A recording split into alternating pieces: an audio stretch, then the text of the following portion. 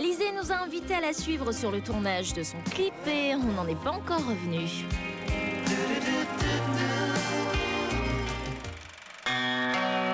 19 février 2003, banlieue parisienne, nous sommes sur le tournage du nouveau clip d'Alizée, J'en ai marre.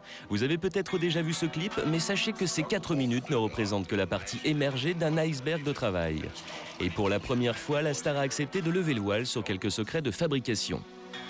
Pour ces vidéos, Alizée a toujours mis la barre très haut, images travaillées, lecture à plusieurs niveaux, rien n'est laissé au hasard. J'en ai marre ne déroge pas à la règle et même le décor, une cage de verre, a une explication très précise. Quand on en a marre, on a envie de s'enfermer dans une pièce et d'écouter personne et d'être tout seul, de réfléchir, de penser à ce qu'on a envie de penser.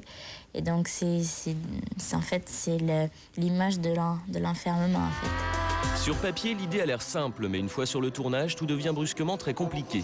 Première contrainte, un décor blanc immaculé de 2500 mètres carrés où la moindre poussière ferait tache. Et pour entrer dans la cage de verre, c'est encore toute une histoire. Il faut parfois souffrir pour que l'image soit belle, comme en témoigne cette séquence un peu douloureuse. Alors moi, je suis par terre, je suis à genoux dans la cage et je reste assez longtemps et je chante en me baladant sur les côtés de la cage et je suis à genoux, donc je me suis brûlé les genoux, donc j'avais 2 hématomes énormes sur les genoux, vraiment très très gros, et je pouvais plus me mettre à genoux du tout. Accident de travail. Alizée, un accident de travail. Mais après, c'était impossible parce que j'ai les genoux qui ont doublé de volume. Heureusement, j'avais fait tous les plans à genoux. Ils arrivent là, les pompiers? J'espère.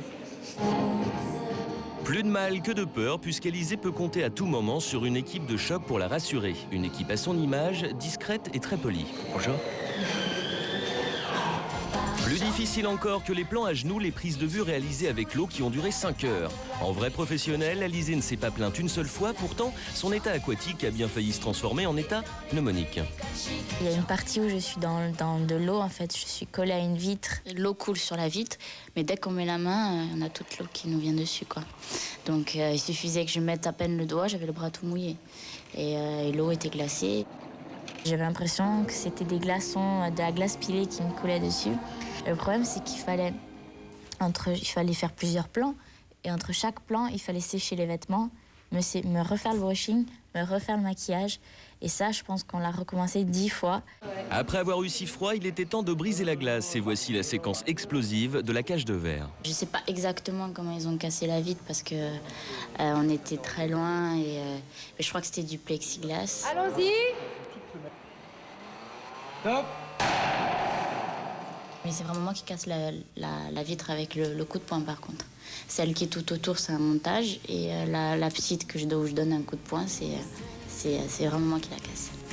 Une courte pause et quelques tartines plus tard, le tournage reprend, mais cette fois-ci dans la langue de Shakespeare. Et Fanda vous offre en exclusivité quelques images du clip, version anglaise.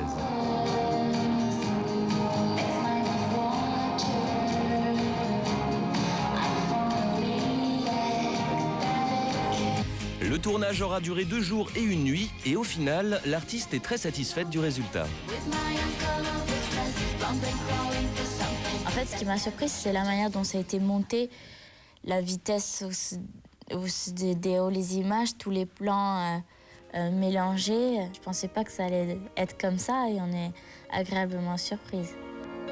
La semaine prochaine, dans Fan 2... Bonjour, magnifique mademoiselle Alizée.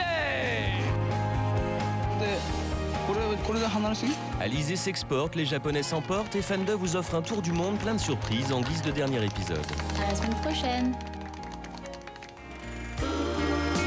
Vous vous demandez comment faire pour être au courant des potins? C'est simple, regardez nos... Quand Alizée décide de conquérir le monde, ça fait du bruit. Tokyo, 11 mars 2003.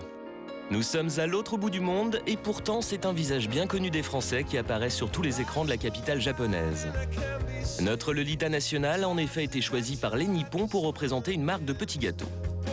Il y a 2 semaines, les caméras de Fanda étaient présentes sur le tournage de cette publicité, une grande première dans la carrière d'Alizée. C'est les Japonais qui nous ont demandé et donc je pense que ça va m'amuser de faire ça et ça sera une autre expérience. Et puis je pense que déjà, c'est un autre monde, c'est un monde très différent. Et ça me donnera l'occasion de pouvoir aller au Japon et de pouvoir découvrir. Au pays du soleil qui se lève et des gens qui s'endorment, les Françaises qui font mouche sont rares. Tu as 10 minutes, Alizé. On va effectuer un petit changement de lumière. Avant Alizé, c'était Catherine Deneuve qui représentait cette marque. Et lorsque les Japonais ont cherché une star digne de lui succéder, le choix s'est très vite imposé. Je me suis documenté, j'ai lu les magazines français, regardé les clips, et j'ai trouvé qu'Alizé correspondait parfaitement à ce qu'on recherchait. Elle est assez malicieuse, très belle, elle a un physique qui plaît aux Japonais. Ça faisait 1 an que je voulais travailler avec elle, et je suis très content que ça puisse se faire. Unique en son genre, Alizé est la seule chanteuse française actuelle à s'exporter à l'étranger avec autant de succès. Flashback. The best-selling French female artist is Alizé. Bravo! Nous sommes en 98, après l'explosion de Moi Lolita en France, Alizé est invitée en Hollande pour chanter devant 40 000 personnes. Sur scène, la jeune fille met le feu et 2 semaines après sa sortie, le single est disque d'or. Ma chérie, viens ici. Mon chat. En Italie et en Espagne, elle se classe en première place du top. En Allemagne, elle atteint le chiffre exceptionnel de plus de 500 000 disques vendus, du jamais vu pour une chanteuse française. Les pays de plus en plus lointains l'acclament. En Israël, en Pologne et même en Russie, Moi Lolita devient le titre le plus diffusé en radio. Pour l'amour d'Alizé, les présentateurs télé se mettent même aux Français. Attention, ça vaut son pesant de peanuts. Yeah. Mais maintenant, avec ce nouvel disque, Moi Lolita, chanteuse Alizé, où est la place? Et bonjour, magnifique mademoiselle Alizé! Et allez, nous allons avec la baguette. Et je parle bien français. Oui, très bien. Encore plus surprenant, son succès renversant en Angleterre. Depuis Vanessa Paradis et Serge Gainsbourg, c'est la première chanteuse française à se classer dans le hit parade et à chanter sur le plateau mythique de l'émission Top of the Pops. D'être là-bas, sur scène, me dire que tous les plus grands sont passés, y compris Madonna, Michael Jackson, Whitney Houston, de me dire moi je suis là, je suis la seule française parmi des Américains, des Anglais. C'est un des plus beaux souvenirs. Pour son grand retour, Alizé n'a pas oublié les fans étrangers. Elle a même pris des cours afin d'interpréter plusieurs chansons en anglais. Je trouve ça ridicule de chanter dans une langue qu'on ne comprend pas. Donc, parce que les émotions, je pense, ne sont pas les mêmes. On ne peut pas faire passer les mêmes choses, parce qu'on chante en phonétique, ça rime à rien. Donc c'est pour ça que j'ai aussi appris l'anglais. Alizé se balade sur le chemin de la gloire internationale avec légèreté et se paie même le luxe de résister aux sirènes du showbiz américain. Pour les États-Unis, je pense pas. Non. Je veux dire que ça ne m'attire pas, quoi. C'est trop grand, il y a trop de requins, c'est pas possible. Puis c'est pas une vie d'avoir la vie par exemple, de Britney Spears, c'est pas une vie. Elle a un jour à Los Angeles, le jour à Tokyo, le lendemain à Paris, l'autre en Allemagne. C'est vraiment pas possible. Donc les États-Unis, non, c'est pas possible. Mais ça ne m'attire pas. Bref, la vie rêvée d'Alizé, c'est celle qu'elle vit maintenant. Heureuse. Oui, très heureuse. Très heureuse. Je fais ce que j'aime.